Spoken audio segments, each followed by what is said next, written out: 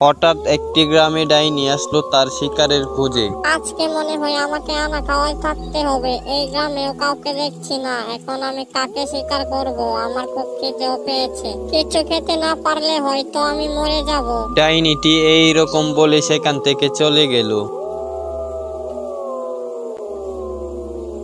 পরের দিন রাত্রে সেই গ্রামে ডাইনি একটি তলোয়ার নিয়ে আসলো। এসে দেখলো একটি লোক বাইরে। ডাইনি সেই লোকটির কাছে গিয়ে বলল, তুই এত রাতে বাইরে কি করছিস? এখন আমি তোকে মেরে ফেলবো, আর তুই বেঁচে ফিরে যেতে পারবি না। ডাইনিটি এই রকম কথা বলে তখন সেই লোকটিকে মেরে ফেললো। লোকটিকে মেরে ফেলার কিছুক্ষণ পরে সেখানে আরেকটি লোক আসলো। এই ডাইনি, এই লোকটিকে কেন মারছিস? দাঁড়া, তুই দাঁড়া, তোকে এখনই ধরছি। এই রকম কথা শুনে তখন ডাইনি সেখান থেকে পালিয়ে গেল। ডাইনি চলে যাওয়ার পর কিছুক্ষণ পরে সেখানে আরেকটি লোক আসলো। ওকে কেন মেরে ফেললে তুমি? ও তোমার কি ক্ষতি করেছিল? তখন সেই লোকটি বলল, আরে না ভাই, আমি ওকে মারিনি, ওকে মেরেছে এক ডাইনি।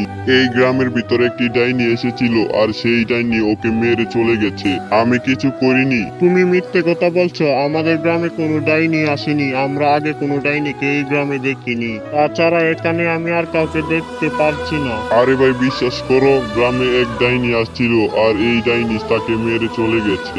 আমি সত্যি কথা বলছি, আমি এই লোকটিকে মারিনি, এই লোকটিকে আমি চিনি না, তাহলে এই লোকটিকে আমি মেরে কি করব? তার মুখে এই রকম কথা শুনে তখন সেই লোকটি বলল, তুমি কি সত্যি কথা বলছো? আসলে কি গ্রামে ডাইনি ঢুকছিল? যদি গ্রামে ডাইনি ঢুকে থাকে তাহলে তো গ্রামবাসীদের অনেক বিপদ। এই বিপদ থেকে তাদেরকে আটকাতে হবে। চলো আমরা দুইজনে কাল সকাল হলে গ্রামবাসীদেরকে জানাই। এই ঘটনাটি গ্রামবাসীকে জানানো উচিত।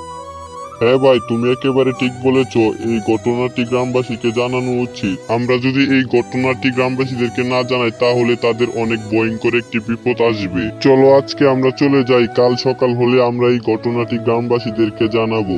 এই রকম কথা বলে তখন দুজনেই সেখান থেকে চলে গেল।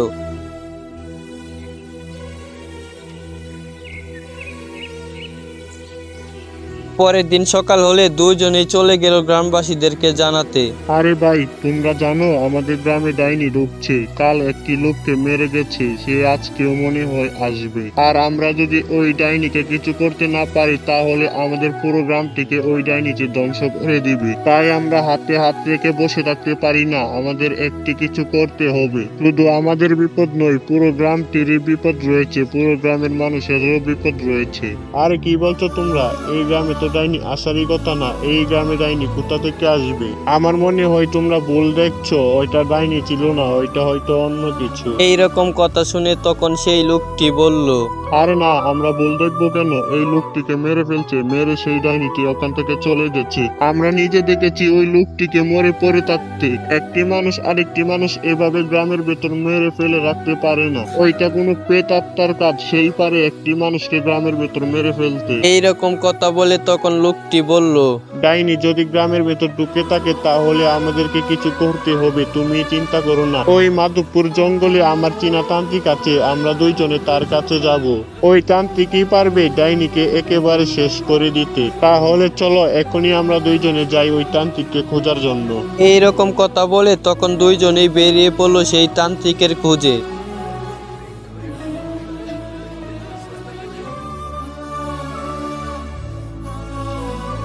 তান্ত্রিক জঙ্গলের মাঝখানে বসেছিল, আর তখনই তারা দুইজন সেখানে গেল। তান্ত্রিক মশাই, আমরা আপনাকেই খুঁজছিলাম, আমরা অনেক বড় একটি বিপদে পড়ে আপনার কাছে আসলাম। আপনি যদি দয়া করে আমাদেরকে একটু সাহায্য করতেন তাহলে আমাদের গ্রামবাসী ও আমাদের পুরো গ্রামটি একটু বেঁচে যেত।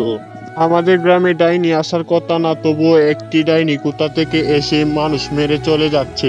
আপনি যদি আমাদের গ্রামটিকে একটু সাহায্য করতেন তাহলে অনেক ভালো হতো। আপনি চিন্তা করেন না, আপনাদের গ্রামে যেহেতু সমস্যা, আমি অবশ্যই যাবো আপনাদের গ্রামে, আর ওই ডাইনিকে বুঝাবো। সে যদি না বুঝে তাহলে আমি তাকে মেরে ফেলবো। আর আমি আগেও আপনাদের গ্রামে মন্ত্র পড়ে দিয়েছিলাম, হয়তো সেই মন্ত্র মেয়াদ শেষ, তাই ওই ডাইনিটি আপনাদের গ্রামে ঢুকে পড়েছে। আচ্ছা, এই বিষয় বাদ, এখন আপনারা কোনো কোনো চিন্তা করেন না, আমি আপনাদের গ্রামে গিয়ে ওই ডাইনিকে মেরে ফেলবো। এইরকম কথা শুনে তখন লোকটি বলল, আচ্ছা তান্ত্রিক মশাই, তাহলে চলুন আমাদের গ্রামে যাওয়া যাক। আমাদের গ্রামটি তো অনেক দূর, আর ডাইনিটিও আসে রাত্রে। চলেন আমাদের গ্রামের দিকে যাওয়া যাক। এইরকম কথা শুনে তখন তান্ত্রিক বলল, হ্যাঁ হ্যাঁ অবশ্যই, চলো তোমাদের গ্রামের দিকে রওনা দেওয়া যাক, ওই ডাইনিকে উচিত শিক্ষা দিয়ে দিব।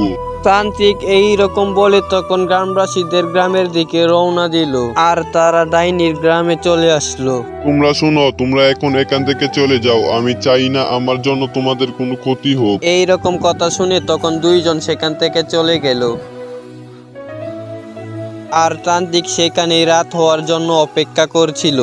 একটু পরে রাত হয়ে গেল, আর ডাইনিটি সেই গ্রামে আসছিল। তান্ত্রিককে দেখে ডাইনিটি সেখানে দাঁড়িয়ে পড়লো। তান্ত্রিক বলল, কি ডাইনি, এই গ্রামে কি? তোমার যদি ভালো চাও তাহলে তুমি এই গ্রাম থেকে চলে যাও। আমি তোমার ভালোর জন্যই বলছি, এই গ্রাম থেকে চলে যাওয়ার জন্য।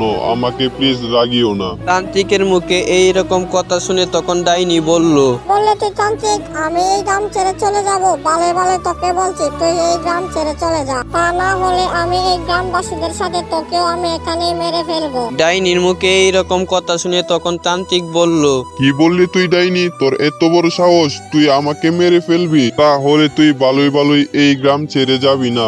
না, আমি এই গ্রাম ছেড়ে যাব না। তুই কি করবি পারলে আমাকে করে দেখা। তোর থেকে ভালো তান্ত্রিকও আমার কিছু করতে পারিনি। তান্ত্রিক ডাইনির মুখে এইরকম কথা শুনে তখন সে একটি তলোয়ার নিয়ে ডাইনির দিকে এগিয়ে গেল, আর ডাইনিকে এক কোপে মেরে ফেললো। ডাইনিকে মেরে এরপর তান্ত্রিক গ্রামবাসীদেরকে ডাকছিল। গ্রামবাসী কোথায় তোমরা? দেখো আমি ডাইনিকে মেরে ফেলছি। আর তখন গ্রামবাসীর সেখানে দুইজন লোক চলে আসলো। কি বলে যে আপনাকে ধন্যবাদ দিব তান্ত্রিক মশাই, আমার বাসা নেই, তবু আপনাকে অনেক অনেক ধন্যবাদ। আপনার জন্য এই গ্রামটি ও গ্রামবাসীদের জীবনও বেঁচে গেল। আমি জানতাম এই কাজটি একমাত্র আপনি পারবেন, আপনাকে ছাড়া এই কাজটি হতো না। এইরকম কথা শুনে তখন তান্ত্রিক বলল, আরে না না, প্রত্যেকটা তান্ত্রিকেরই একটি গুণ থাকে। অন্য কোনো তান্ত্রিকও ওকে তাড়িয়ে দিত, কিন্তু আমি ওকে মেরে ফেলছি যাতে ও আর কোনো মানুষকে বিরক্ত করতে না পারে। তাই আমাকে ধন্যবাদ দেওয়ার কোনো প্রয়োজন নাই। অন্য কোনো তান্ত্রিকের কাছে গেলেও এই সমস্যার সমাধান করে দিত। হ্যাঁ তান্ত্রিক মশাই, এরপরও আপনার মতো কোনো তান্ত্রিক আমি এই পৃথিবীতে দেখি নাই। আপনি একজন শক্তিশালী তান্ত্রিক, আপনাকে দেওয়ার মতো আমাদের কাছে কিছুই নেই। শুধু সম্মান ছাড়া আমাদের এই গ্রামের মানুষেরা শুধু আপনাকে সম্মান করে যাবে আজীবন। হ্যাঁ হ্যাঁ অবশ্যই, সম্মান জিনিসটাই বড়, টাকা পয়সা এসব কিছু না। তাহলে আজকে আমি আসছি। তো ভিউয়ার্স, আজকের মতো এখানেই বিদায় নিচ্ছি। আর যেহেতু কার্টুনটি মোবাইল এডিট, তাই এতটা প্রফেশনাল হয়নি। আপনাদের কাছে ভালো লাগলে কমেন্ট বক্সে বলে যাবেন। তো আজকের মতো এখানেই বিদায় নিচ্ছি। সবাই ভালো থাকবেন, নিজের খেয়াল রাখবেন। আল্লাহ হাফেজ।